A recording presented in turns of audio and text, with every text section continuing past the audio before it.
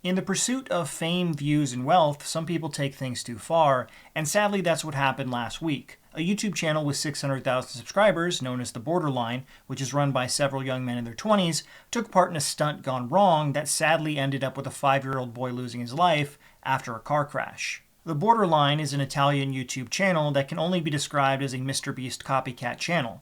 A quick look at their page shows thumbnail and video ideas that are blatant ripoffs of YouTube's most popular channel. As MrBeast has seemingly perfected the YouTube algorithm, many channels have begun to copy his formula, and many YouTubers that do this in other languages can see massive success, as MrBeast is not as well known outside the English-speaking world.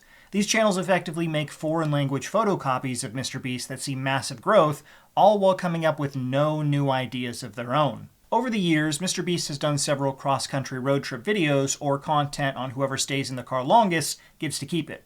TheBorderline seems to have been trying to replicate that success with their latest video, where 4 influencers were attempting to spend 50 hours straight inside a rented Lamborghini.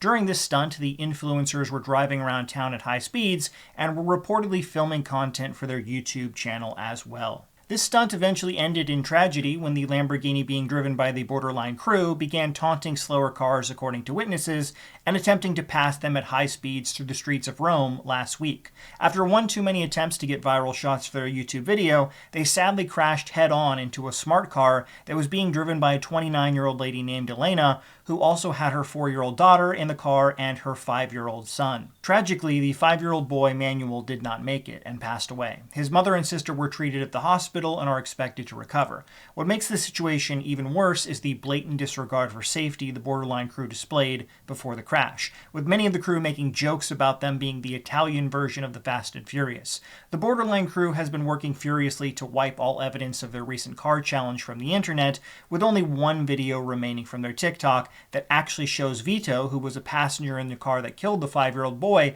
mocking smart car drivers and making jokes about how his Lambo is faster than Lightning McQueen from the Cars movie. Ah regà, sta macchina va più veloce di Saetta McQueen. Che cos'è una Lamborghini e c'è vinco la Piston Cup? Andiamoci sopra, Jessica!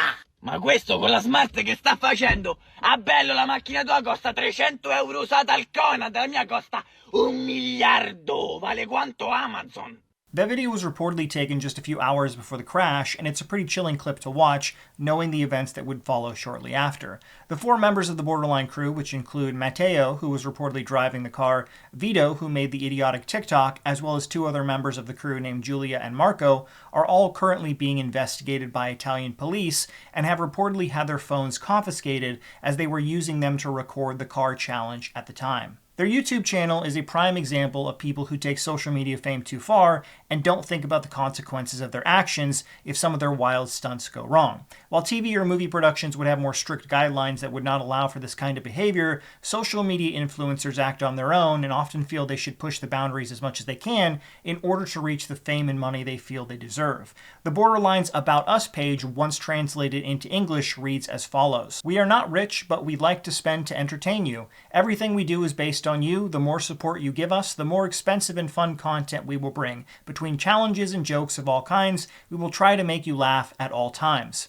Every single euro earned on YouTube will be spent on bringing new videos to you. Final goal? Give one of you 1 million euros. It will probably never happen, but it is our goal."